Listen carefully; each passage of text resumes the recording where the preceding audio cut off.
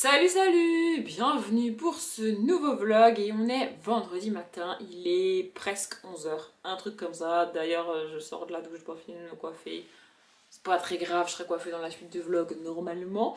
Bref, pourquoi on est vendredi matin alors que normalement, alors déjà premièrement, c'est a priori pas un week-end à 1000 officiel, parce que je fais des week-ends à 1000 quand j'ai envie. Voilà, j'aime bien le principe, c'est tout. Et là je décale mon week-end à 1000 à peu près. En fait, normalement, un week-end à 1000, ça commence le vendredi à 19h et ça va jusqu'au dimanche minuit. Là, je vous ai dit, on est vendredi matin, il est presque 11h, donc le week-end à 1000, même si même s'il n'est pas officiel, il n'est pas censé avoir commencé, tu vois. Sauf que demain, donc samedi, j'aurai quasiment pas de temps pour lire, et quand je dis pas de temps pour lire, c'est je vais partir vers 14h30 de chez moi et je reviendrai que tard le soir. Donc je pourrais pas lire de tout mon samedi. Voilà, alors ça arrive qu'il y ait des gens qui aient des trucs de prévu sur le samedi quand ils font un week-end à 1000, ok, très bien. Sauf que, premièrement, il est impossible pour moi de réussir un week-end à 1000 si mon samedi finit à 14h30. Non mais genre vraiment c'est pas possible. Deuxièmement, je travaille pas, donc du coup j'ai mon vendredi, donc c'est complètement débile de pas utiliser ce temps. Tu vois. Et troisièmement, comme je l'ai dit, c'est pas un week-end à 1000 officiel, donc je fais à peu près ce que j'ai envie. Mais je fais pas non plus n'importe quoi. Si vous voulez vérifier, je vous laisserai refaire les calculs. Ouais, encore des mathématiques, ça faisait longtemps.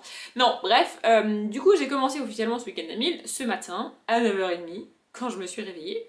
Et je le terminerai dimanche à minuit. Donc dit comme ça, je me rajoute quasiment 10 heures de temps. Franchement ça va, j'abuse un peu. Sauf que non, puisque demain à 14h30, je considère que j'arrête mon week-end à 1000 et que je le reprends dimanche matin, enfin dimanche à minuit du coup. Et si vous comptez, de 9h30 à minuit, puis de minuit à 14h30 et de minuit samedi soir à minuit dimanche, ça fait le même temps que de 19h le vendredi à minuit le dimanche. Ouais, les calculs sont un peu compliqués dit comme ça, mais croyez-moi sur parole, au pire, voilà. Bref, donc voilà, j'aurais pu aussi décaler mon week-end à 1000, le faire le week-end prochain, tu vois. Mais non, j'avais décidé que je le ferais aujourd'hui. J'ai envie de le faire aujourd'hui. Donc je vais le faire maintenant. Et puis c'est tout. J'ai sorti plusieurs graphiques et deux bouquins que je vais vous montrer là maintenant parce que je les ai commencés ce matin. Je vais pas vous montrer tous les graphiques et tous les trucs que je vais lire sur le week-end à 1000 maintenant parce que je me suis rendu compte que quand je le faisais en intro, ça prenait du temps, c'était long et en vrai les bouquins vous allez les voir dans cette vidéo puisque de toute façon je vais les lire. Donc je trouve ça nul de perdre du temps, enfin de prendre du temps pour vous les montrer tous un par un maintenant, sachant que je vais vous les remontrer plus tard dans la vidéo quand je les aurai lus, tu vois. Donc voilà. Du coup ce matin j'ai commencé la théorie du Draus de Valérie Chevalier, ou plutôt en version originale, la théorie du drap contour, puisque c'est un livre québécois. Et donc en québécois on dit drap contour et pas Draus. J'ai eu un peu peur du coup avec la traduction du titre que le livre ça soit traduit. Alors je pense qu'il y a quand même eu des modifications de phrases et d'expressions québécoises qu'on n'a pas dans cette version là.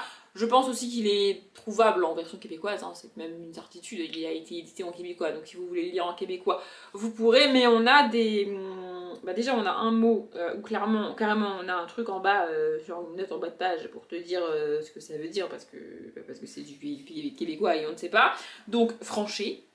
Voilà, la phrase étant... Attends. En fait, j'ai su que notre relation marquait un tournant quand on a franchi. Je sais pas si vous savez ce que ça veut dire, mais franchi, ça veut dire embrasser. Voilà. Et avant ça, j'avais déjà vu, donc très rapidement, je me suis rendu compte que c'était qu'il y avait au moins une partie du québécois qui restait dans la version que j'avais, puisque c'est marqué j'aimerais ça que tu partes. On dit pas ça en français, enfin il n'y a pas le ça en français on dit, enfin en français de métropole, toujours pareil, on dit j'aimerais que tu partes et pas j'aimerais ça que tu partes. Donc ça c'est une tournure de phrase québécoise. Tu comprends ce que ça veut dire, il n'y a pas de traduction là, il n'y a pas de note en bas de page parce que ça va, tu vois, frère. Mais je trouvais ça cool qu'il y ait quand même ces éléments québécois. C'est pour ça aussi que j'avais acheté du Valérie Chevalier. J'ai lu il y a très longtemps parce que j'étais, il me semble, en première année de master. Et ça fait bizarre de me dire que ma première année de master c'était il y a longtemps. Bref, j'avais lu du Valérie Chevalier, je sais plus comment, je sais plus le titre. Je sais pas où il est le bouquin en plus. Et du coup, je voulais lire un autre livre de cette autrice là, et je l'avais trouvé d'occasion. Donc je l'ai pris, Et en fait ça marche pas, genre vraiment, j'ai lu 40 pages et j'irai pas au bout, je vais m'arrêter là. Ouais, on est sur un premier échec du week-end à 1000. J'aurais peut-être pu m'en rendre compte si j'avais lu le résumé, je sais pas. Mais bah, c'était du Valérie Chevalier, je l'ai vu donc je l'ai pris dans la bouquinerie, tu vois, j'ai pas cherché plus loin. Et en fait, le point de départ me déplaît fortement. La manière dont, dont le personnage s'exprime me déplaît également. Et en fait, le seul truc qui me plaît dans le bouquin, c'est qu'on ait gardé, au moins en partie, les tournures de phrases et les expressions québécoises. Je peux pas aller au bout d'un livre juste parce que j'aime ça, enfin c'est pas possible. En fait, pour l'histoire, on va suivre Florence, qui a 22 ans, et donc au début du bouquin, bah, elle se rend compte que son mec la trompe, qu'elle le confronte, et puis elle le dégage. Jusque-là, tout est normal, vous me direz. Enfin, bref. Et ensuite, on va suivre ça. Mais en fait, moi, je m'attendais à un... Je sais pas pourquoi, je m'attendais à un truc plus adulte. Je sais pas pourquoi. Je m'attendais à un truc plus adulte. Et de manière générale, l'adultère, le fait de tromper quelqu'un, tout ça, c'est quelque chose avec... c'est quelque chose avec lequel j'ai beaucoup de mal. Vous allez me dire, la plupart des gens n'aiment pas ça. Oui, c'est pas faux. Mais moi, c'est un stade au-dessus. Genre, pour vous donner un ordre d'idée, mes potes... C'est déjà arrivé à 2 de mes potes, malheureusement. Elles savent que quand ça leur arrive et quand elles s'en rendent compte, je suis pas la personne qu'il faut contacter. Je suis pas la personne qui va les aider parce que je vrille mon cerveau. En fait, pour être clair, tromper quelqu'un, ce n'est pas rationnel. Ça n'a aucun sens de faire ça. Il suffit de rompre avec la personne et ensuite de faire ce que tu veux avec qui tu veux. C'est pas compliqué. Mais tromper quelqu'un que tu es censé aimer et qui t'aime, ce n'est pas rationnel du tout, ça ne va pas. Enfin, genre, c'est un comportement, c'est pas possible. Enfin, et voilà. Et mon cerveau, qui a été, je le rappelle, formé à la rationalité depuis sa plus tendre jeunesse, ne conçoit pas qu'un être humain puisse faire volontairement et en pleine conscience quelque chose d'irrationnel. Vraiment, mon cerveau vrille en fait, il comprend pas. Genre, vraiment, je sais pas comment vous expliquer, ça coince là-haut. Mais genre, vraiment, c'est terrifiant. Et donc là, suivre un personnage qui vit ça. Alors ça m'agace pas, ça m'énerve pas, le personnage est plutôt cool et réagit plutôt bien selon moi, mais ça m'intéresse pas en fait. Suivre un livre dans lequel la situation de base est irrationnelle, bah ça me fait ni chaud ni froid en fait, je sais pas comment expliquer vraiment, alors Dieu merci ça ne m'est jamais arrivé, ou alors si c'est arrivé, je n'étais pas au courant et c'est beaucoup mieux comme ça, je sais pas si ça m'arrivera un jour mais je ne sais même pas comment mon cerveau réagirait si ça m'arrivait à moi, vraiment je préfère ne pas savoir d'ailleurs. Mais voilà, et puis en plus on est donc avec des personnages de 22-23 ans, et en fait ils sont encore à la fac, ils font des études et tout, et je sais pas comment expliquer, moi je voulais un truc adulte, et là le fait qu'ils soient en cours, qu'ils soient jeunes adultes, qu'ils soient encore en découverte et tout, ben je sais pas, ça me dérange, c'est pas ce que je voulais, c'est pas ce que je m'attendais à trouver, ça plus le sujet irrationnel selon moi, je n'y arrive pas. Donc bah du coup, va falloir que je trouve autre chose pour mon week-end ami parce que j'aurais pas assez de pages sinon. Voilà. Et du coup, juste avant de vous prendre, je sais pas pourquoi, mais j'ai lu la préface. Alors j'ai seulement lu la préface qui n'est pas de l'autrice d'ailleurs.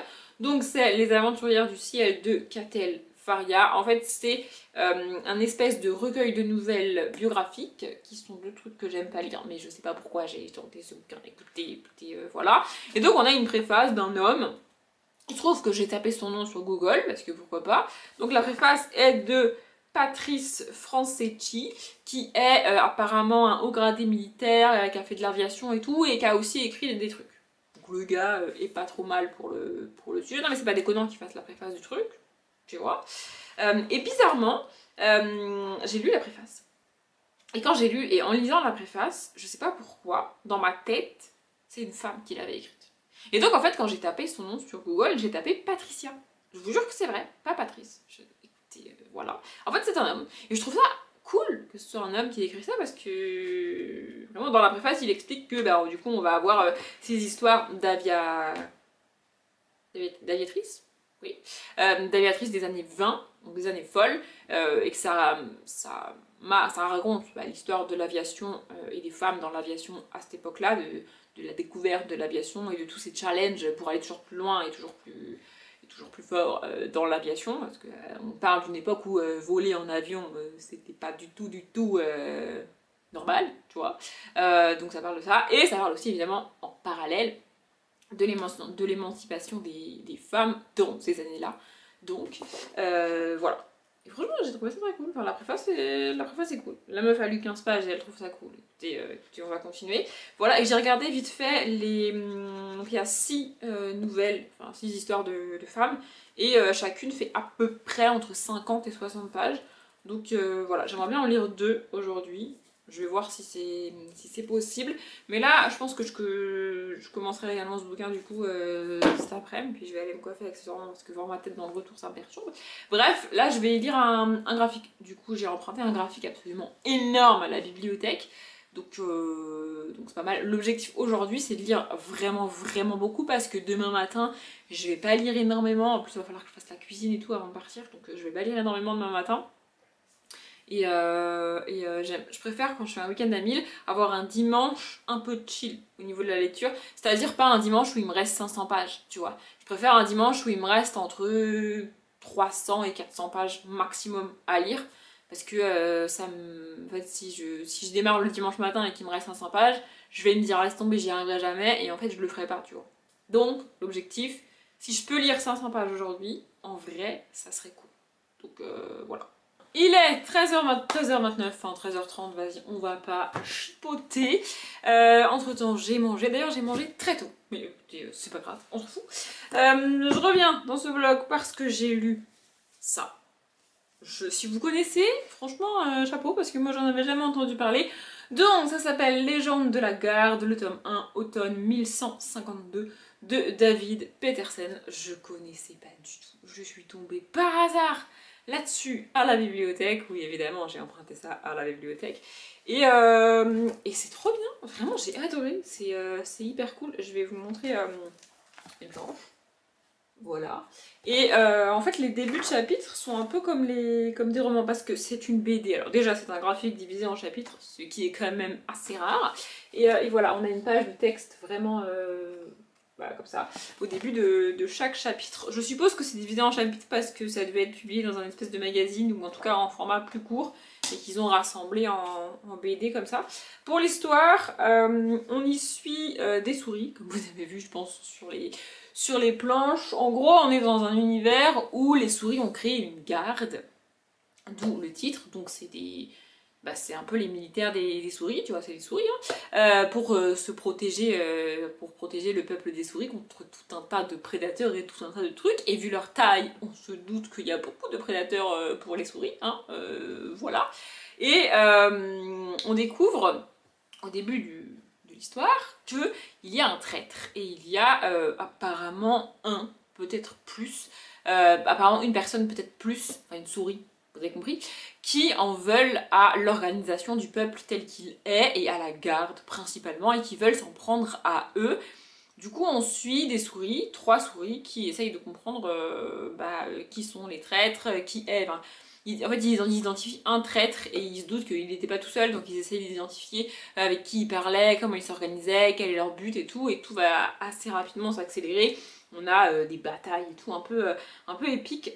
D'ailleurs, mon but, là, je vous le dis, c'est tous les graphiques que je vais lire, là, tourner l'update graphique lundi, pour aller à la bibliothèque, écoutez bien, mardi, rendre les graphiques, et en prendre d'autres que je mettrai potentiellement dans ma palle du mois de mai.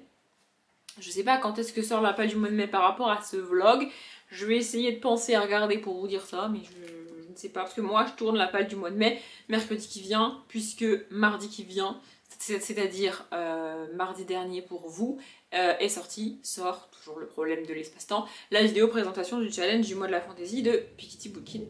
Je ne sais pas si vous entendez le boucan qu'il y a dehors, je ne sais pas trop ce qui se passe, mais écoutez, c'est pas très grave. Bref, et du coup, franchement, je me suis dit que ce serait trop cool de trouver le tome 2 pour le mettre dans la palle du mois de la fantaisie. Ça serait vraiment génial. Bref. Voilà, et du coup j'ai fait un petit peu le point sur les pages, donc là je suis à 234 pages lues. Bon, évidemment, je sais pas si vous avez vu l'épaisseur du truc, mais ça fait beaucoup de pages, hein, forcément, rapidement.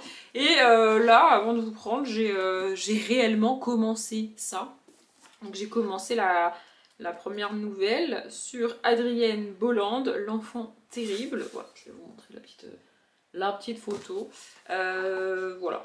Et donc on commence par une scène où elle traverse la frontière entre... Attendez, je vais essayer de retrouver pour pas vous dire de conneries. Adrienne Bolland vient de franchir la cordillère des Andes, c'est ça, par son passage le plus direct et le plus dangereux, le couloir de la mort reliant Mendoza à Santiago. Ce sont des villes pour ceux qui seraient nuls en géographie, comme moi-même. Et donc c'est la première à avoir fait ça, et donc c'est marqué qu'elle ouvre la voie à d'autres grands aviateurs qu'on connaît. Alors moi j'en connais qu'un parmi les 3 que je vais citer et qui sont écrits, mais écoutez, c'est ma culture. Donc Mermoz, Saint-Exupéry et Guillaumet. Voilà, ce ne sont pas les premiers, eux, à l'avoir franchi, c'est elle la première à l'avoir fait. Et puis ensuite on revient un petit peu sur où elle est née, dans quel type de famille, son enfance, son adolescence et tout. Voilà. Et là, je viens de m'arrêter au moment où elle rencontre l'homme qui va lui proposer de devenir aviatrice, et donc le moment où elle va intégrer cette école pour devenir aviatrice. Voilà, j'ai pas énormément lu, je suis à la page 27, mais je vais avancer là-dedans aujourd'hui, et effectivement du coup, en ayant supprimé les pages du Valérie Chevalier que je lirai pas, il me manque un peu moins de 200 pages avec tout ce que j'ai prévu, il me manquera 200 pages. Donc je sais pas, je pense que du coup je vais avancer dans la roue du temps, c'était pas prévu mais je vais avancer dans la roue du temps, et dans, c'est pas ça Audrey, dans la guerre des clans, à chaque fois je veux dire la légende des 4, rien à voir, la légende des 4 c'est de Cassandra Donnel et c'est pas du tout ça que je lis.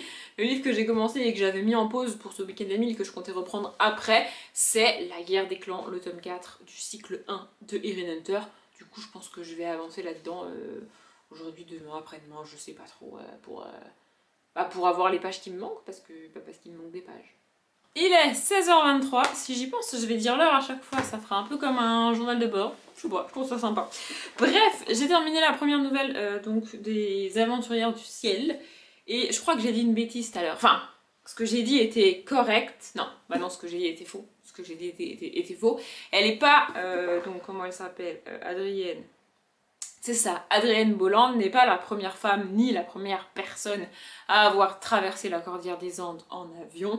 Elle est la première, hommes et femmes confondus, à l'avoir fait par le trajet le plus court, qui est aussi le plus dangereux parce qu'il est à travers la montagne, sinon c'est pas drôle.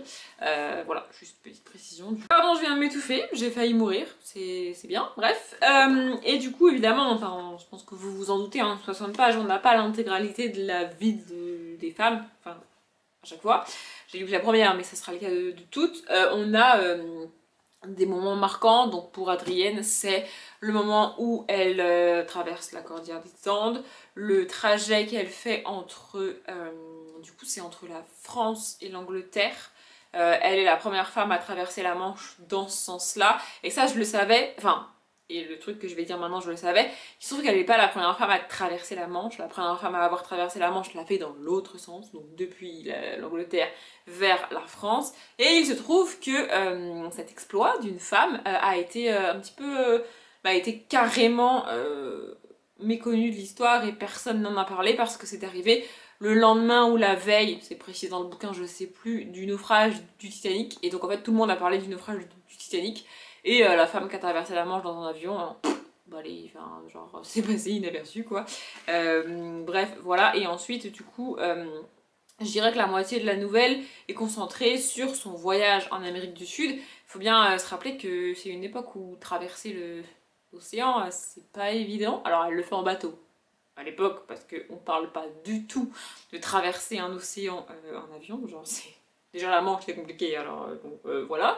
Et on a donc du coup tout son voyage là-bas, et je pense que c'est le cas de pas mal de femmes et d'hommes pour le coup qui ont tenté des exploits comme ça, c'est-à-dire qu'avant qu'elle le fasse, traverser la cordillère des Andes par l'endroit le plus court et le plus dangereux, tout le monde lui dit que c'est une mauvaise idée, qu'elle va jamais y arriver. Les Français d'Argentine lui disent non mais ça va entacher la réputation de la France, t'as pas honte de faire ça? Genre, elle risque de perdre la vie et toi, tout ce qui t'intéresse, c'est la réputation de la France. Je pense que la France s'en serait remise si elle avait pas réussi, parce que oui, je l'ai pas précisé, elle est française. Bref, donc du coup, avant, tout le monde lui dit c'est une mauvaise idée, tu vas jamais y arriver, tu vas mourir. Et même avant qu'elle monte dans l'avion pour faire la traversée, son mécanicien lui donne une arme à feu et lui dit si tu te craches... Enfin, je crois qu'il lui dit même quand tu te craches, ou je sais plus comment la phrase est tournée, mais genre c'est pas une c'est une certitude qu'elle va se cracher, tu vois. Donc il lui dit, si t'es vivante, je crois que c'est ça qu'il lui dit, il lui dit, si t'es encore vivante après le crash, tu pourras tirer une balle dans le réservoir, comme ça va faire une explosion, ça fera de la fumée, et on pourra la voir et peut-être te retrouver. Et il lui dit, et puis au pire, si tu veux pas souffrir trop longtemps, bah tu pourras mettre fin à tes jours avec l'arme. C'est pas abusé. Bref. Et évidemment, une fois qu'elle a réussi, tout le monde lui dit, ah là là, on était sûr que t'allais y arriver, c'est cool et tout. Voilà. Bref. Voilà. Et on a vraiment jusqu'à la fin de sa vie, donc qu'est-ce qu'elle a fait quand elle est revenue d'Amérique du Sud c'est assez survolé ça, mais toute la partie sur la Seconde Guerre mondiale et tout, et jusqu'à sa mort. Donc, parce qu'elle a quand même vécu très, très âgée. Et je pense que la moyenne d'âge des pilotes de l'époque n'était pas très élevée, si vous voyez ce que je veux dire. Donc voilà. Bref, sur ce, moi, je vais aller goûter et je pense qu'après, je vais lire un graphique et bah, je reviendrai vous voir quand j'aurai lu ce graphique. Il est 17h53, parce que je me suis un petit peu laissée emporter par faire autre chose que lire. Bref, je reviens parce que j'ai lu ça. Donc j'ai lu Lou, le tome 7, La cabane de Julien Nil. Et j'ai regardé, je sais plus, je suis à 326 pages. 320 et quelques, un truc comme ça, vas-y on va pas chipoter. Je sais plus. J'aime bien cette saga, mais honnêtement, je suis pas sûre de la garder dans ma bibliothèque. Vous voyez, peut-être que je vais les revendre une fois que j'aurai fini la saga. Parce que c'est sympa, mais c'est pas ouf, quoi. Et puis alors en plus, je viens de voir, alors je l'ai acheté d'occasion, encore heureux, et je sais pas si vous allez voir. Genre en fait, j'ai vu qu'il y avait du scotch. Il y a du scotch parce que bah, la couverture, genre là, elle a pris un coup. Enfin genre, le truc il est défoncé, quoi. Enfin bref, c'était sympa, ça se passe pendant les vacances d'été. Et en fait, Lou et deux de ses amis vont chez sa grand-mère, donc la grand-mère de Lou, qui habite Mortebouze, une petite ville de la campagne de je sais pas quelle région de la France, et je m'en fiche, où il n'y a pas de réseau en fait, il n'y a pas de wifi, il n'y a pas d'antenne, il n'y a rien. Genre t'as accès à que dalle en termes de technologie, tu vois. Et elles se sont dit qu'aller là-bas pour construire une cabane dans le jardin de la grand-mère, et bah c'était une bonne idée, tu vois. Et donc c'est ce qu'elles font. Bon, j'avoue que l'espèce de morale à la fin, on va pas enjoyer plus que ça. Et puis je sais pas, il y a des... Il y a toujours cette fichue histoire entre Lou et Tristan qui traîne depuis le début du tome 1 et clairement ça sera pas résolu. Je sais même pas si ça sera résolu à la fin du tome 8 qui est, si je me trompe pas, le dernier de la saga. Mais à un moment donné, ça devient chiant en fait. C'est-à-dire que là on en est au stade dans leur relation où j'en ai plus rien à foutre s'ils finissent ensemble ou pas. Tu vois, genre vraiment. Je veux juste qu'on arrête de me gonfler avec cette histoire. Je vous jure vraiment ça m'agace en fait. Mais j'aime bien Lou, du coup je continue. Mais cette histoire avec Tristan est vraiment... Genre pour vous donner un ordre d'idée pour ceux qui auront la ref, Blair et Chuck, c'était moins compliqué et moins chiant. Je vous jure. En tout cas pour moi. Parce que là, franchement...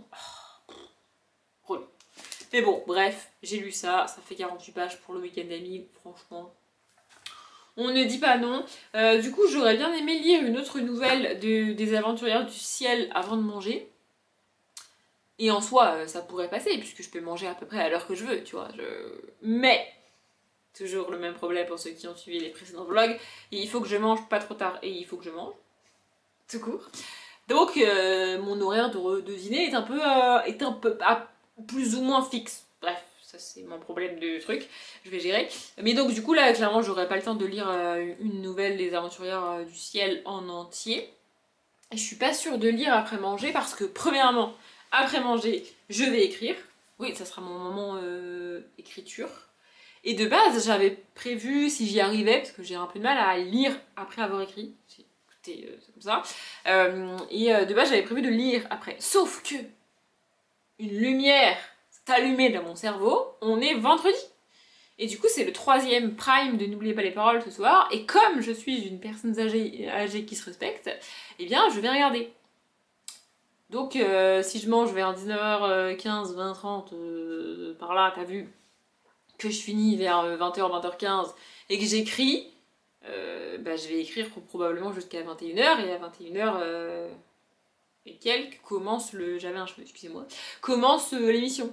Donc en fait, je vais pas énormément lire, tu vois. Voilà, j'aurais bien aimé vraiment atteindre les 500 pages aujourd'hui, mais là, déjà si je dépasse les 400, ça sera bien, tu vois. Donc sur ce, je vais vous laisser parce que plus je vous parle et moins j'ai le temps de lire. Et je sais pas si je reprendrai ce soir ou ou si ce sera que demain. Il est minuit 07, il est l'heure que j'aille me coucher, mais je suis pas sûre que je vais y aller tout de suite. Du coup, j'ai un petit peu lu avant manger, j'ai mangé, j'ai un petit peu lu après manger, j'ai écrit. Et j'ai regardé, n'oubliez pas les paroles, mais tout ça on s'en fiche. J'essaye au maximum dans les vlogs Week-end à 1000 de vous parler vraiment que de mes lectures. Essayez de pas divaguer sur ce que je pourrais dire dans un autre vlog par exemple, parce que sinon après les vlogs Week-end à 1000 ils durent... J'allais dire ils durent 45 minutes. Oh, oui, mais mes vlogs normaux durent très longtemps. Bref, j'essaye au maximum de pas divaguer dans ces vlogs. Et du coup là, j'ai regardé N'oubliez pas les paroles, je suis très contente, j'adore cette émission, j'ai 75 ans, j'assume. C'est pas vrai, j'ai pas 75 ans pour ceux qui se posent la question. Et j'ai terminé la deuxième nouvelle des Aventurières du Ciel, donc... C'est où? Je viens de la finir, je sais plus comment elle s'appelait. De ce qui était Beryl Markham et qui est anglaise mais qui a été... expatriée très jeune avec ses parents, enfin c'était le choix de ses parents, au Kenya, et donc du coup qui a grandi là-bas. Et d'ailleurs, mini parenthèse, ça n'a rien à voir avec l'histoire, mais mon cerveau il refuse, genre il n'y arrive pas. Nairobi, c'est un personnage, pas une ville, mon cerveau n'y arrive pas, genre vraiment je vous jure, Nairobi c'est pas possible. Enfin pour ceux qui n'ont pas la ref, Nairobi c'est un personnage qui s'appelle comme ça dans la Casa de Papel, et mon cerveau il refuse que ce soit une ville. Genre, bon j'avais dit que je divaguais pas, mais c'est un rapport avec le livre, du coup ça va. Genre Rio et Tokyo, qui sont d'autres personnages de la Casa de Papel, ça va. En fait mon cerveau il savait que c'était des villes avant que ces personnages s'appellent comme ça. Donc du coup il accepte, tu vois, Rio et Tokyo, c'est à la fois un personnage dans la série et une ville dans la vraie vie. Jusque là mon cerveau, pas de soucis. Mais alors Nairobi et, c'est quoi l'autre, Palerme, c'est à jamais ever dans mon cerveau et pour moi des personnages et pas des villes. Et là on cite quand même plusieurs fois Nairobi, tu vois, au Kenya. Déjà, j'avoue que j'ai appris que Nairobi était au Kenya. Non mais c'est bien, je suis nulle en géographie, écoutez. Non mais j'ai déjà du mal avec... C'est pas la capitale? C'est la capitale Nairobi? Je sais pas, quoi qu'il arrive, j'ai du mal avec les capitales. Donc si c'est une capitale, bah, j'ai du mal avec les capitales. Et si c'est pas une capitale, comment vous voulez que je m'en sorte avec toutes les villes du monde alors que j'y arrive déjà pas avec les capitales? Bon, bref, voilà. Et du coup, Beryl est la première femme, j'en parlais tout à l'heure, c'est fou, à avoir traversé l'Atlantique. En tout cas, dans un sens. C'est fou parce que je viens de lire le bouquin, je sais plus si dans l'autre sens quelqu'un l'a... Dans l'autre sens, quelqu'un l'avait tenté et l'avait réussi, c'est sûr, mais je sais pas si dans l'autre sens une femme l'avait fait. Il me semble que oui, mais elle est en tout cas la première femme et la première personne ever, comme la française de la nouvelle d'avant, à avoir traversé l'Atlantique depuis l'Europe vers... il me semble qu'elle atterrit au Canada, enfin qu'elle atterrit, crash à moitié au Canada, parce que voilà, pour vous donner un ordre d'idée, on parle d'une époque où les bateaux sont faits en bois et en toile, et où la plupart ne ferment pas. Genre là, au début de son vol, elle a des papiers sur le cockpit, si on peut appeler ça cockpit de l'avion, tu vois, et le vent, je sais pas si vous vous rendez compte, le vent rentre dans l'avion et du coup fait s'envoler ses papiers et elle se retrouve sans les notes qu'elle avait prises.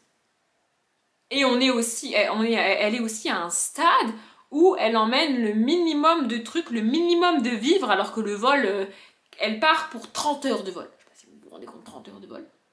Elle part avec un minimum de trucs parce que l'avion est déjà surchargé en carburant, ne serait-ce que pour tenter la traversée, tu vois. Enfin, en fait, moi, rien que le truc, l'avion il est en bois et en toile, je monte pas dedans, en fait. Non mais c'est des fous, ces gens, vraiment, c'est des fous. Et donc, du coup, évidemment, elle galère dans son avion, et elle n'atterrit pas vraiment, elle s'écrase un peu, mais elle est vivante, hein, voilà, au Canada. Et ce qui est ouf, c'est qu'elle considère ça comme un échec. Pour elle, c'est pas une victoire, parce que dans sa tête, elle s'était dit, j'atterris au Canada, je remplis l'avion, qui vient de se taper 30 heures de vol dans des conditions terrifiantes. Je vous explique juste après pourquoi personne ne l'avait tenté dans ce sens-là, si ça vous intéresse. Bref, donc son but c'était d'atterrir là-bas, de refaire le plein de carburant et de redécoller direction New York. Elle voulait vraiment faire l'Angleterre, New York, parce que ça avait été jamais fait, mais en même temps cette traversée-là, dans ce sens-là, n'avait jamais été faite. Donc voilà. Et en fait, comme elle n'a pas réussi, parce que l'avion se crache à moitié, le moteur rend l'âme avant qu'elle atterrisse, c'est un enfer, du coup elle ne peut pas redécoller. Et on est à une époque où, vous vous en doutez, il y a très très peu d'avions, donc c'est pas en mode elle atterrit, elle change d'avion. Non, ça marche pas comme ça, il y a pas d'avion, tu vois. Donc non. Et du coup, elle voit ça comme un échec. Genre vraiment, elle est dégoûtée de pas avoir fait ce qu'elle avait en tête, mais elle a quand même réussi un exploit magistral. Surtout qu'elle l'a réussi en 20... attendez, je vais vous retrouver le nombre d'heures exact. Parce que j'ai pas envie de dire des conneries. Alors, je vais vous lire la phrase exacte parce que franchement, pour nous, de nos jours, qui nous plaignons de... Je crois que aujourd'hui un Paris-New York, c'est quelque chose comme 6 heures de vol. Je vais vérifier ça juste après. Bref, donc là, elle fait Londres, la côte londonienne, évidemment, elle va pas décoller de Londres, elle décolle de près du bord. Et le Canada. Et la phrase exacte est: elle a effectivement accompli ce périlleux voyage en un temps record, seulement 21 heures et 25 minutes. Et c'est un record pour l'époque parce que dans l'autre sens, ils mettaient en moyenne 30 heures pour faire la traversée, sachant que c'est plus facile des États-Unis à l'Europe, en tout cas à l'époque, aujourd'hui c'est pareil, tu vois, parce que le vent est dans ce sens-là. Et du coup, quand tu parles de l'Europe pour aller sur les États-Unis ou le continent américain, en gros, t'as le vent de face, et donc c'est plus difficile. Et pourtant, elle a fait ça en moins de temps. C'est peut-être une question de pilote, c'est peut-être une question d'avion, c'est peut-être une question de chance, de j'en sais rien, de courant et tout, je sais pas. Bref, aujourd'hui, vous savez quoi? Je vais même regarder Bordeaux-New York, sachant que, évidemment, il n'y a pas de vol Bordeaux-New York, ça n'existe pas, il faut passer par Paris. De toute manière, au global, si tu veux sortir de la France depuis Bordeaux, il faut que tu passes par Paris. Non, mais il n'y a pas d'autre solution, ou par Marseille, ou par un autre gros aéroport, parce que l'aéroport de Bordeaux, je sais pas si... Enfin, c'est de Bordeaux-Mérignac, d'ailleurs. Je sais pas si vous êtes déjà venu à cet magnifique aéroport. Non, mais il est cool, vraiment. Mais il y a genre deux terminaux, je sais pas. Il y en a deux. Alors, donc, du coup, c'est pas le plus gros aéroport de France, on est d'accord. Bon, je me suis peut-être emballée. Quoique, avec la correspondance et tout, en vrai, voilà. Un Bordeaux-New York aujourd'hui, c'est 10h45 dans un avion sécurisé. Sachant que là, j'en prends 2, du coup. Voire 3, parce que des fois aussi, ils te font atterrir, ils te font un autre... ouais, des fois, tu vas atterrir à Vancouver ou je sais pas où pour ensuite revenir à New York. Enfin, bref, c'est moitié moins de temps qu'à l'époque. Hein. Et à l'époque, le trajet a été genre direct. Genre, elle est partie de côte à côte, tu vois, bref. Bref, j'aime bien ce truc, vraiment. Je suis pas sûre de le terminer sur ce week-end en fait, parce que là j'ai lu 2 nouvelles dans la journée, soit 123 pages, et d'ailleurs avec tout ce blabla, je sais plus où j'en suis. J'ai fait mon compte de pages, il me semble que je suis à 370 et quelques, un truc comme ça.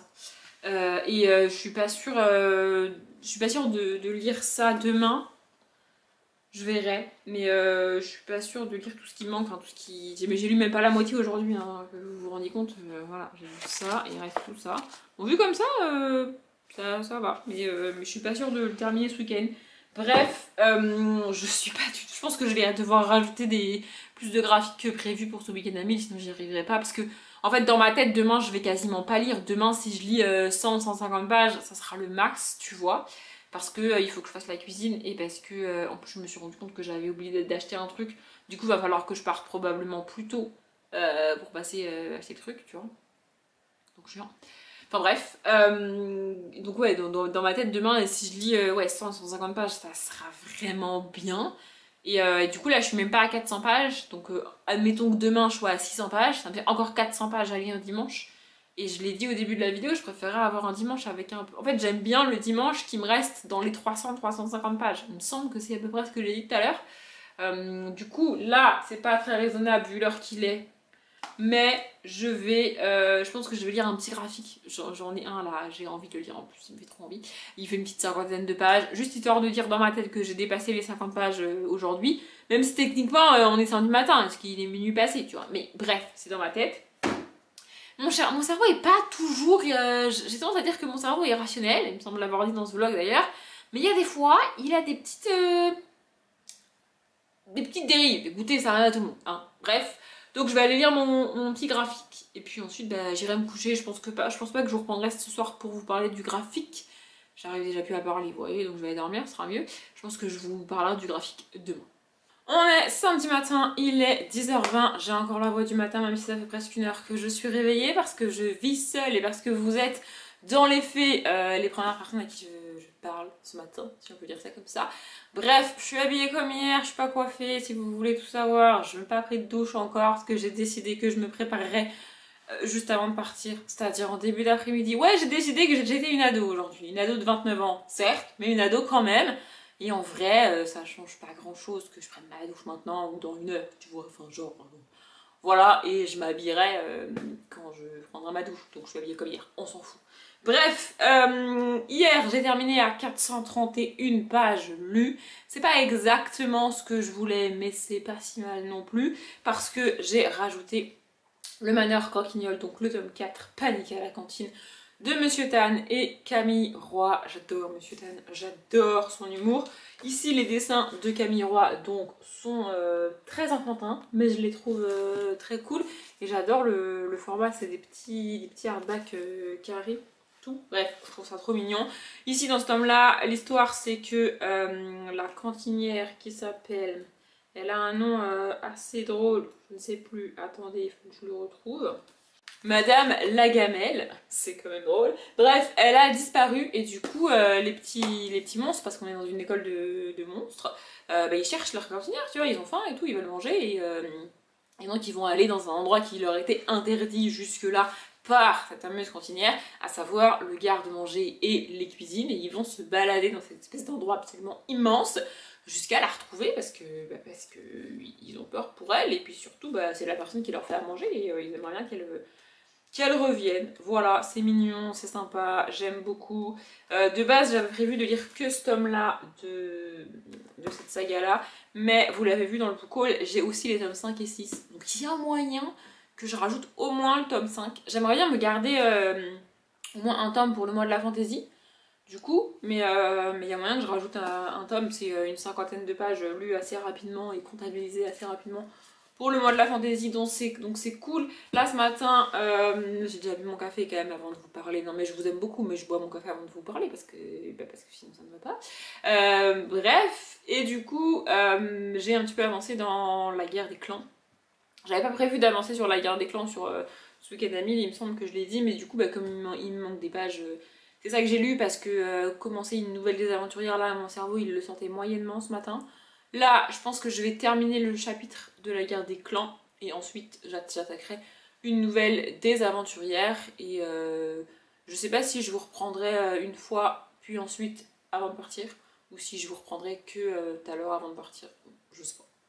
Il est 11h46 précisément et je suis à précisément 487 pages lues. Je me rapproche doucement mais sûrement de la moitié, j'ai l'impression que je vais jamais y arriver. C'est fou quand même parce que à chaque fois je suis hyper motivée, je me dis vas-y je fais un week-end à 1000, ça fait longtemps, j'ai trop envie.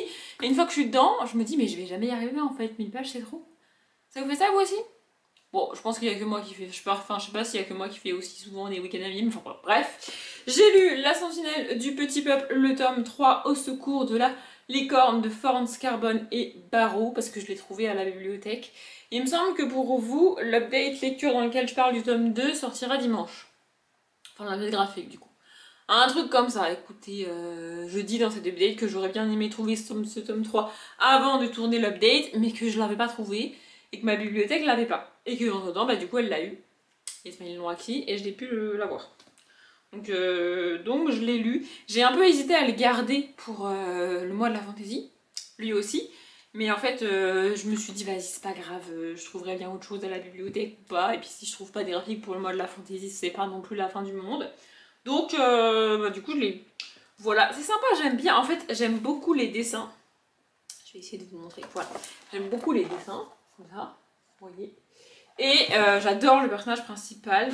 Je vais essayer de vous la montrer de plus près.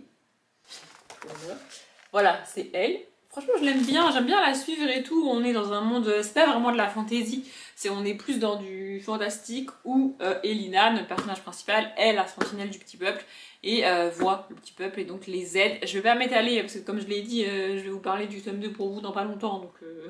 Donc voilà, et puis je vous parlerai du tome 3 dans un peu plus longtemps.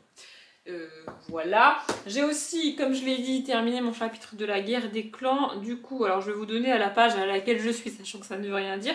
Voilà, je suis à la page 119, il me semble avoir commencé, je devais être à la page 100. Un truc comme ça. Parce que j'avais pas beaucoup avancé dans la semaine là, du coup voilà. Et l'objectif ce serait quand même de le terminer avant le début du mois de mai.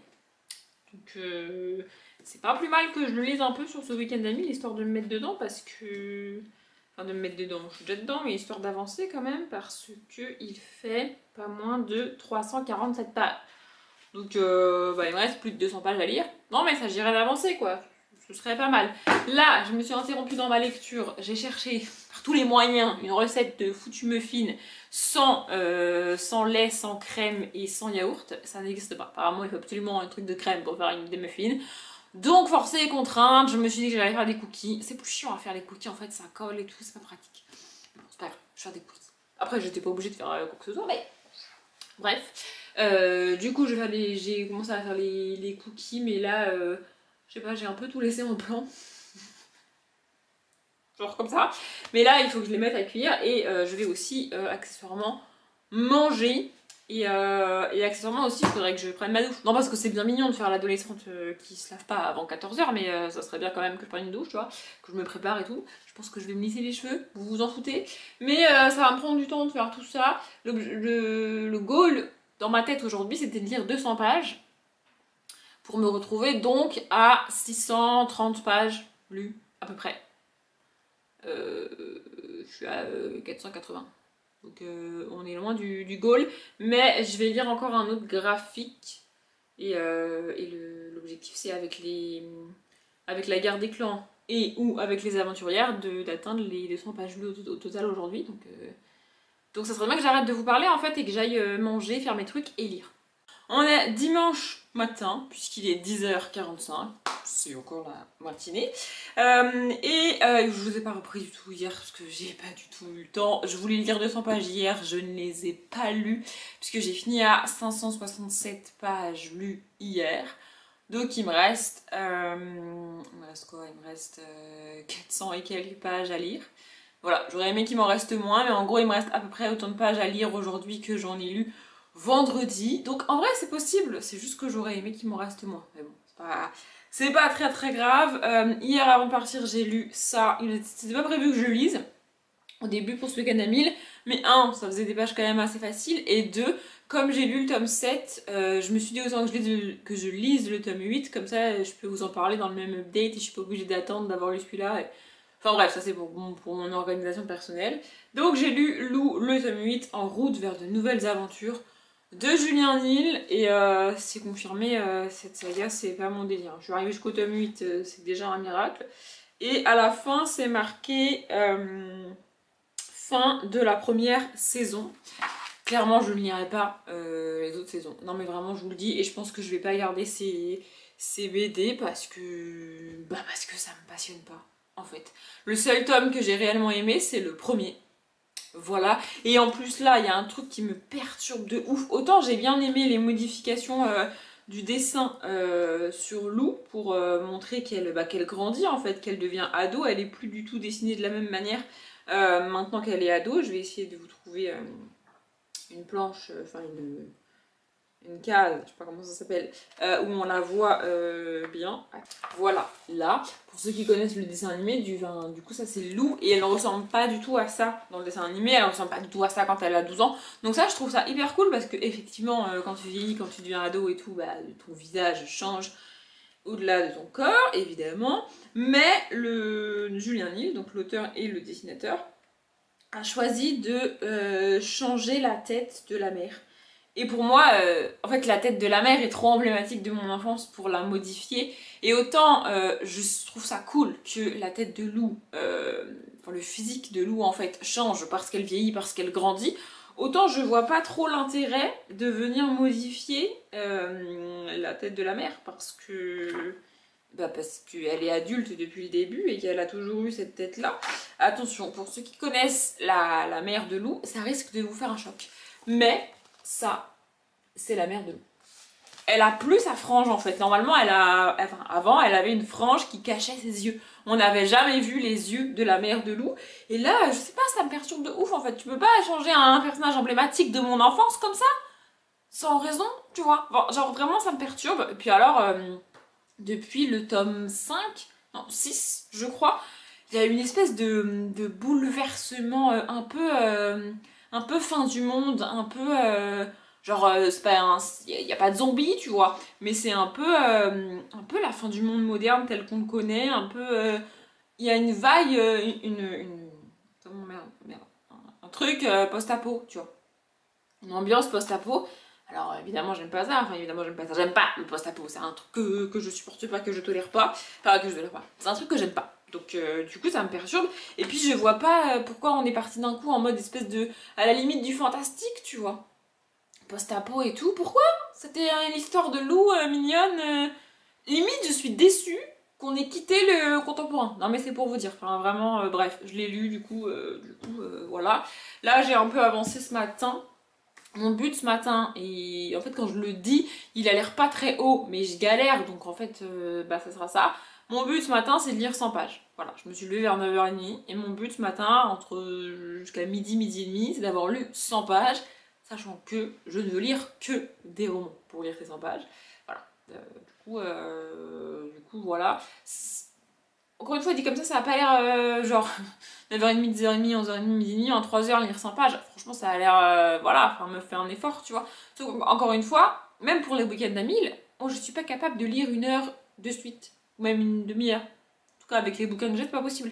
Je vais lire 10, 15, 20 minutes, et puis je vais poser mon bouquin pour 5, 10, 15 minutes, et ensuite je vais reprendre. Du coup, c'est un peu compliqué de lire 100 pages, mais voilà, là ce matin, j'ai un petit peu avancé dans la guerre des clans, et j'ai avancé aussi dans les aventurières du ciel.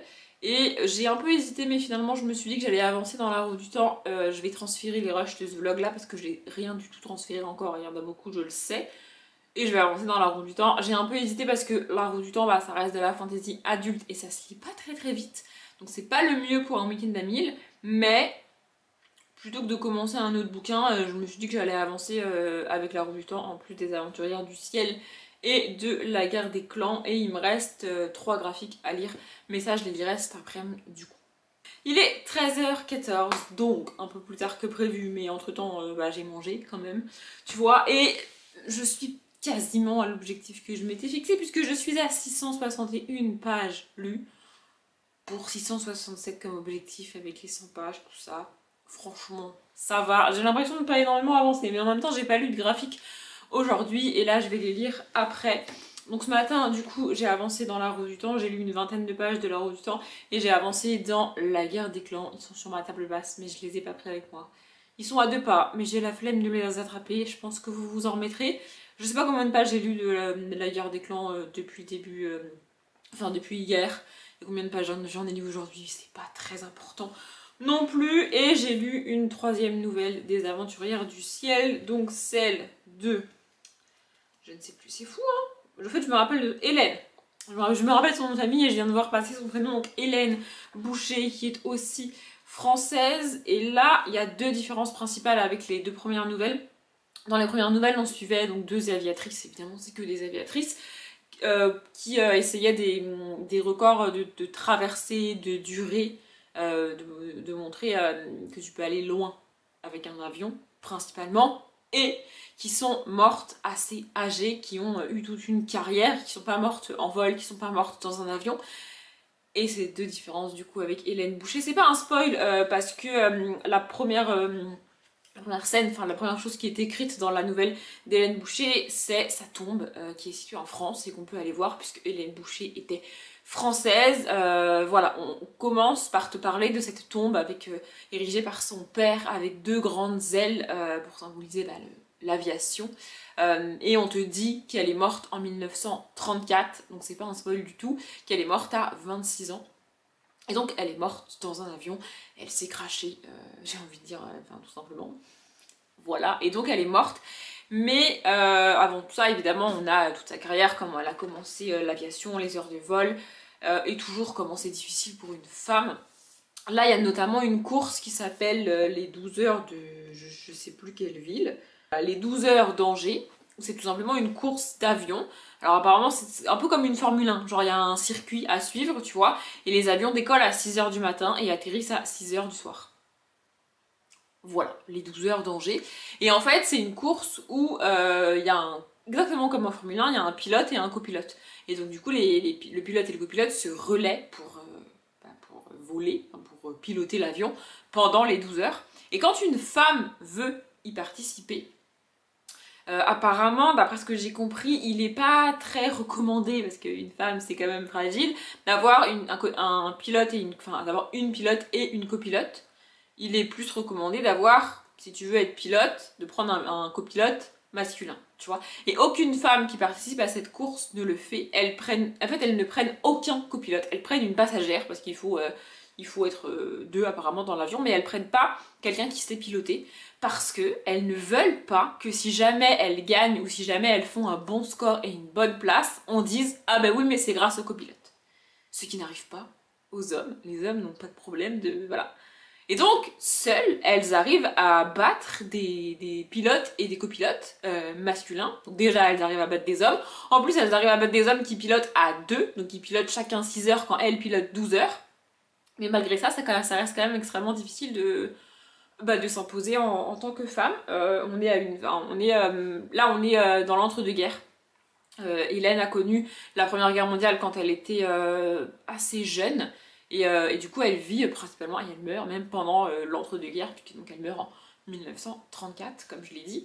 Bref, les principales choses qu'elle va faire en termes d'aviation, en fait, elle va suivre ce qui se passe à l'époque, comme tous les autres, hein, les femmes ou les hommes. Enfin, je veux dire, tu fais ce que les gens attendent. Voilà, celle qui a traversé la cordillère des Andes, celle qui a traversé l'Atlantique. C'est parce qu'à l'époque, ça avait jamais été fait et parce qu'elle voulait le faire. Certes, mais c'est aussi parce que c'est c'est ce dont on parlait dans le milieu, tu vois. Et à l'époque d'Hélène, on commence à parler de vitesse. On commence à vouloir savoir à quelle vitesse tu peux aller en avion et à battre des records de vitesse. Et donc c'est en ça qu'elle va s'imposer dans le domaine de l'aviation, puisqu'elle va battre le record de vitesse. Au moment où elle le bat, elle atteint les 444 km/h en avion. Et elle a le record du monde. Voilà, elle est la pilote qui vole le plus vite. C'est comme ça que ça se dit, il me semble un truc comme ça, je sais plus. Donc voilà, c'est ça qu'elle fait. Et elle fait aussi un autre domaine de l'aviation qui commence à se développer à l'époque, c'est la voltige. Donc vous savez, c'est quand ils font des loopings, qui tournent latéralement, qui font des loopings et tout. Vous voyez ce genre de truc, c'est ça qu'elle fait. Voilà, et donc c'est là-dedans qu'on la suit. Et c'est assez bizarre à lire comme nouvelle parce que dès le début tu sais qu'elle meurt, dès le début tu sais à quel âge elle meurt, et en fait tu sais que quand tu arrives à la fin de la nouvelle tu vas devoir lire cette scène terrifiante où tu sais qu'elle monte dans l'avion pour la dernière fois, tu sais qu'elle va mourir en fait. Enfin, c'est horrible à lire, et elle est la première femme française pour laquelle on a ouvert les Invalides. Donc en gros, les Invalides, c'est pas l'endroit où elle est enterrée, parce qu'elle est enterrée dans son village français, je sais plus dans quelle région, avec la fameuse tombe, les ailes et tout, que vous pouvez aller voir si vous voulez. D'ailleurs, je vais peut-être chercher la ville pour vous la donner si jamais ça vous intéresse, ou si vous êtes dans le coin et que vous ne saviez pas. Bref, du coup, ouvrir les Invalides, ça veut dire que son cercueil va être mis aux Invalides, et pour que les gens puissent aller la voir avant qu'elle soit enterrée, en fait, déposer des fleurs, faire des discours. Et ouvrir les Invalides, je pense que vous le savez, c'est un symbole français. Elle reçoit aussi, à titre posthume, malheureusement, la Légion d'honneur. C'était prévu qu'elle la reçoive. En fait, le ministre de l'Air, parce qu'à l'époque, il y avait un ministre de l'Air, je ne crois pas qu'il y ait un ministre de l'Air encore aujourd'hui. Je pense que c'est ministre des Transports aujourd'hui. Bref, le ministre de l'Air s'était battu pour lui donner la Légion d'honneur. Il avait dû convaincre évidemment les grands pontes et tout qu'elle la méritait, parce que sinon c'était pas drôle, et que oui, on pouvait donner la Légion d'honneur à une femme. Je pense pas que c'est la première femme à avoir reçu la Légion d'honneur, sinon ça aurait été précisé.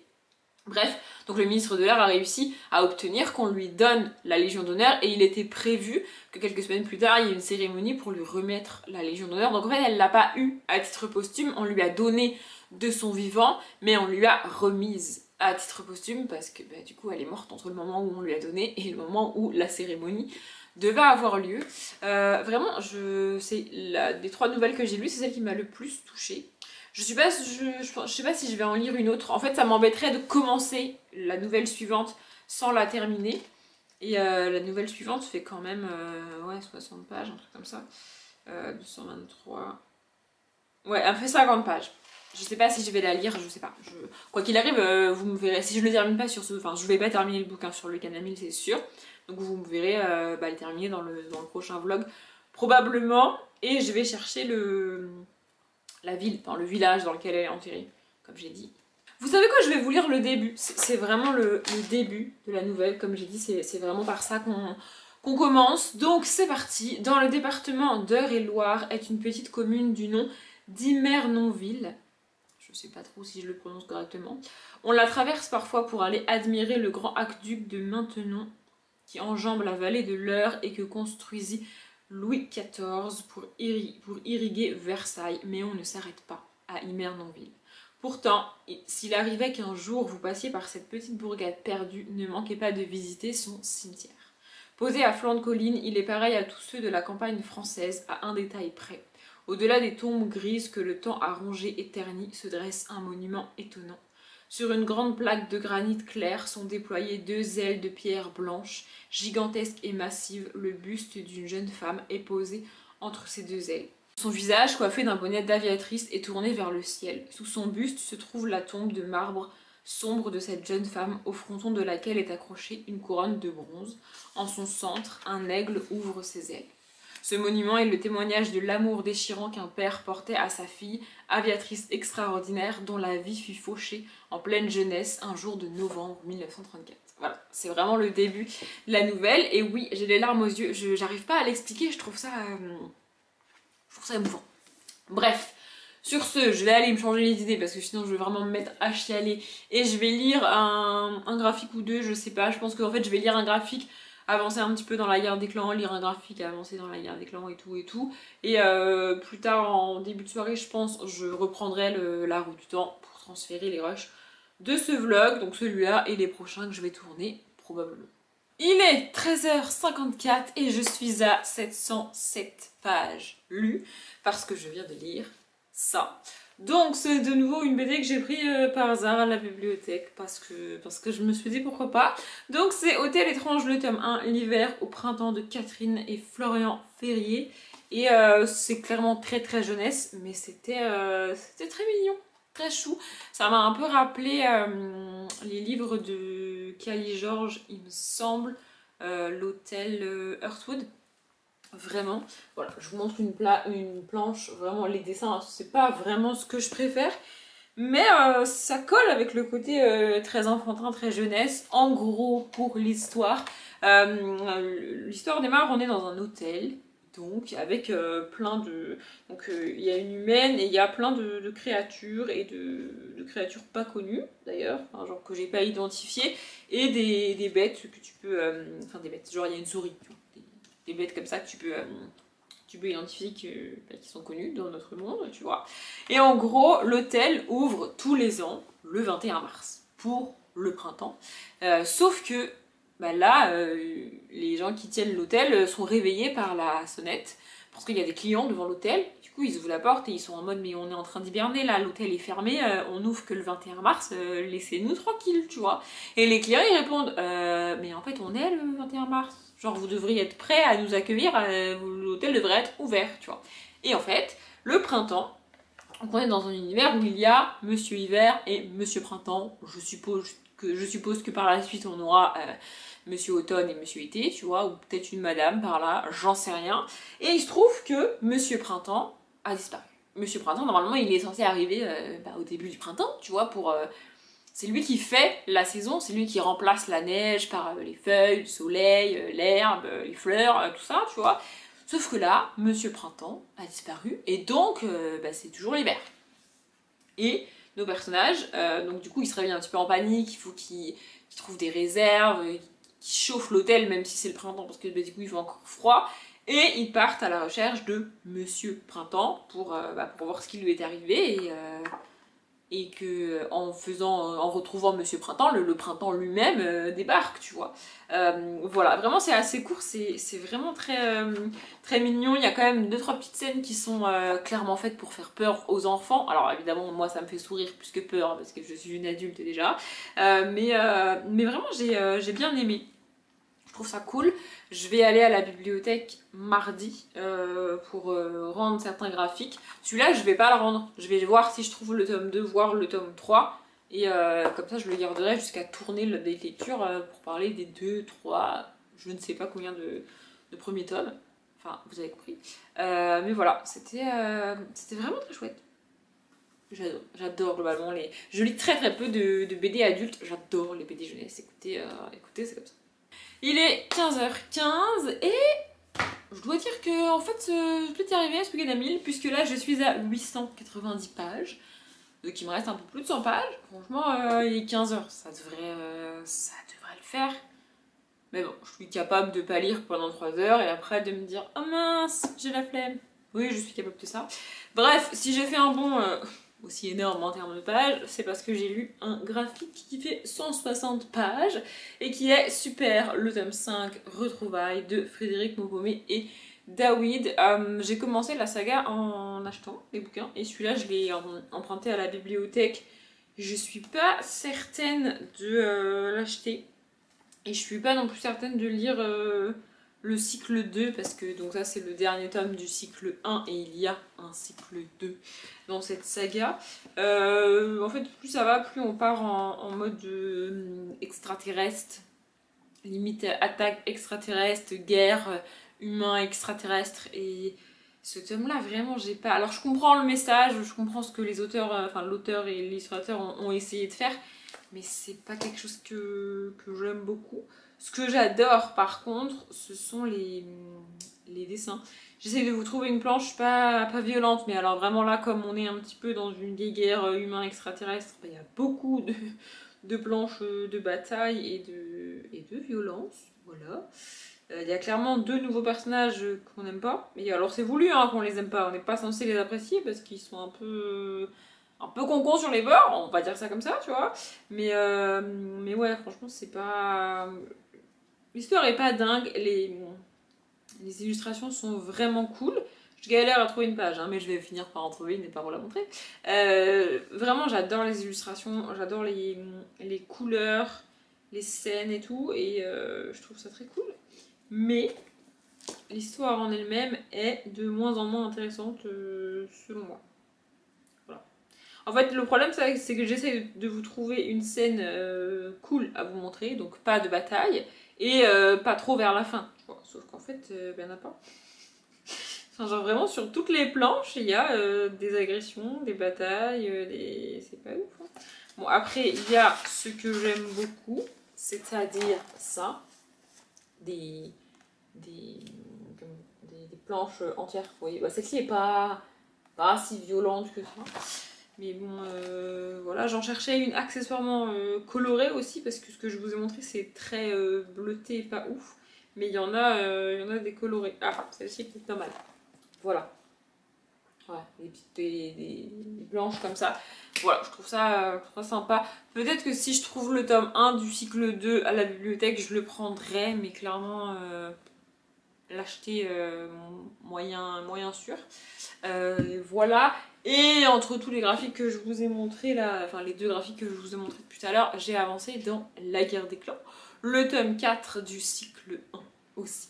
Donc avant la tempête de Erin Hunter, et j'ai regardé depuis que, enfin en fait sur le week-end d'Amil, là j'ai lu 88 pages de ça. C'est sympa mais c'est... Bah, en fait, globalement, tous les tomes sont construits comme ça. J'attends perpétuellement qu'il se passe quelque chose, qu'il y ait une avancée, un truc, et en fait, bah, c'est très très lent. C'est pas dérangeant en soi, et j'arrive quand même à avancer dedans et à le lire, mais c'est quand même lent, quoi. Enfin, genre, voilà, je vais encore avancer dedans. Le but, en fait, ce que j'ai essayé de faire, c'est lire un graphique, lire un chapitre, lire un graphique, lire un chapitre, et là, pour tout vous dire, j'étais en train de m'endormir sur mon bouquin, et j'ai pas réussi à finir le chapitre 14. Voilà, donc je suis en plein milieu du chapitre 14 à la page 191. Là, ce que je vais aller faire, c'est avancer dans la roue du temps et m'occuper du transfert des rushs, parce que tout à l'heure, j'ai transféré tous les rushs que j'avais sur l'appareil, sur l'ordinateur, et j'ai commencé à les charger sur, attention, le logiciel de montage. Je me concentre pour pas bafouiller, et je bafouille quand même, bref. Mais j'ai pas fini de charger les rushs de tout à l'heure sur mon logiciel de montage, peut-être que si je le dis comme ça c'est mieux, et du coup bah depuis j'en ai tourné d'autres qu'il faut que je transfère, donc je vais faire ça en lisant La Roue du Temps, et il me reste aussi un petit graphique d'une 50aine de pages à lire, donc normalement en termes de nombre de pages Je devrais y arriver, et pas trop tard. J'aime bien finir le week-end d'Amil vers 18h, 18h30. Ouais, je sais que j'ai jusqu'à minuit, hein, mais je me rajoute une difficulté supplémentaire. Écoutez, c'est comme ça. Donc si je pouvais finir vers 18h, 18h30, enfin atteindre les 1000 pages vers 18h, 18h30, ça serait cool. Et ça me permettrait aussi d'écrire ce soir. Parce que du coup, je sais pas si, enfin, je pense que vous vous en doutez, je n'ai pas écrit hier. Non mais, à un moment donné, voilà. Donc voilà, je pense que je vous reprendrai quand j'aurai lu l'un des graphiques qui me manque. Et voilà. Il est 17h24 et je suis à 979 pages lues, donc il me reste une vingtaine de pages à lire. Ça devrait le faire. Ouais, ça devrait aller. J'ai lu Le Manoir Croquignol, le tome 5, L'invité mystère de Muchetan et Camille Roy. Je crois que je vous l'ai dit, je sais plus, mais j'avais pas prévu de lire ce tome-là sur ce week-end à 1000. J'avais prévu de lire qu'un seul tome du Manoir Croquignol. Mais clairement, c'est 50 pages lues hyper rapidement. Hein. Je vous remontre une planche, c'est quand même hyper facile, hyper rapide à lire. Il n'y a pas énormément de texte. Et en fait, j'adore le format. En fait, c'est un format album plus que BD. Il y a très peu de pages avec des carrés de BD. Il y a beaucoup plus de pages avec des grands dessins et des bulles en fait. Voilà, de temps en temps on a des petits carrés comme ça, mais vraiment c'est rare et j'adore toujours autant cet univers, cette école. C'est trop cool, vraiment. J'ai un petit peu avancé dans la guerre des clans et je vais lire les pages qui me manquent avec la guerre des clans. Mais comme je l'ai dit, j'ai avancé dans la roue du temps. Donc le tome 7, autrement dit le tome 4 partie 1. 1, 2, 3, 4, 5, 6, c'est ça, le tome 4 partie 1. Un lever de ténèbres de Robert Jordan. Ça fait des semaines, des mois, des années, je ne sais plus, que je vous parle de cette saga parce que je l'ai lis de manière très lente. Mais là aujourd'hui j'ai quand même lu 40 pages. Donc c'est pas dégueu quand même. Le but c'est de le terminer d'ici le week-end prochain. Donc le week-end d'Amil sera fini. Je vais pas avancer là-dedans sur ce qui me reste du week-end d'Amil. Mais voilà, mon but c'est de le terminer le week-end prochain, c'est-à-dire fin avril, pour début mai, commencer enfin Idéalis. Ça n'a rien à voir en termes de saga, mais je ne veux pas commencer Idéalis tant que j'ai pas fini celui-là. Et je veux commencer Idéalis début mai. Donc mathématiquement, il faut que je finisse ça fin avril. Voilà, c'est logique. Mais j'aime bien. Mais là, on est... En fait, la saga est pas égale. Et à l'intérieur des tomes, c'est pas égal. C'est-à-dire qu'il y a des fois où ça se lit très vite. Il se passe beaucoup de choses. Et je trouve ça très cool. Et puis il y a des fois où... c'est beaucoup moins intéressant, tu vois. C'est un peu plus lent, c'est un peu plus mou. Et là, je sens que ce qui se passe va être important pour la suite de l'histoire, mais j'ai pas envie quoi. Genre ça me fatigue de lire ça pour l'instant, alors que je sais qu'il faut que je capte bien ce qu'on est en train de me dire maintenant, parce que ça va être important pour la suite de l'histoire. C'est assez bizarre, mais voilà, j'aime beaucoup cette saga. C'est une fantaisie adulte qui demande pas mal de temps et pas mal d'investissement pour comprendre, capter et tout ce qui se passe dedans et ce qui est mis en place par l'auteur, mais c'est sympa, hein. Voilà, là du coup, je vais aller lire les pages qu'il me manque et je reviendrai pour conclure ce vlog quand j'aurai atteint les 1000 pages du coup. Il est 18h28 précisément, j'ai un peu tardé à vous prendre en vlog mais c'est pas très grave. Je suis officiellement à 1005 pages lues. Je suis très contente, j'ai réussi. Et j'ai réussi pas trop tard, comme ça j'ai ma soirée entre guillemets pour moi. C'est-à-dire que je peux faire autre chose de ma soirée que lire. Et avoir quand même la satisfaction d'avoir lu ces 1000 foutues pages. J'ai avancé dans la guerre des clans. Vous me le verrez probablement finir dans le prochain vlog, ce livre je veux dire. Je suis à la page 233. Il me semble que quand j'ai commencé, j'étais à la page 103. Un truc comme ça. Donc j'ai quand même pas mal avancé dans ce bouquin-là, sachant que j'avais pas prévu du tout de le lire sur ce week-end à 1000. Donc c'est cool. Parce que comme ça, je vais pouvoir vraiment le terminer la semaine prochaine pour moi. Encore une fois, vous verrez ça, j'espère, dans le prochain vlog. Pour tout vous dire, j'ai plus énormément de batterie et je sais que le vlog est déjà long. J'ai pas grand chose de plus à vous dire. Voilà, j'ai réussi mon week-end à 1000, je suis très contente, c'est trop cool. J'ai lu beaucoup de graphiques quand même, mais je suis contente d'avoir lu 1000 pages en un week-end, enfin à peu près, vous avez compris, j'ai un peu triché, mais vu que je finis le week-end à 1000 bien avant minuit, je trouve que ma triche est un petit peu plus légitime. C'est un peu moins grave du coup. Oui, bah c'est moi qui décide. Bref, vous avez vraiment plus beaucoup de batterie et vous allez vous couper dans peu de temps. Encore une fois, j'espère vraiment que ce vlog vous a plu. Si vous l'avez regardé jusque-là, merci. Comme d'habitude, je vous souhaite une bonne journée, un bon après-midi, un bon appétit ou une bonne nuit. Et je vous dis à bientôt.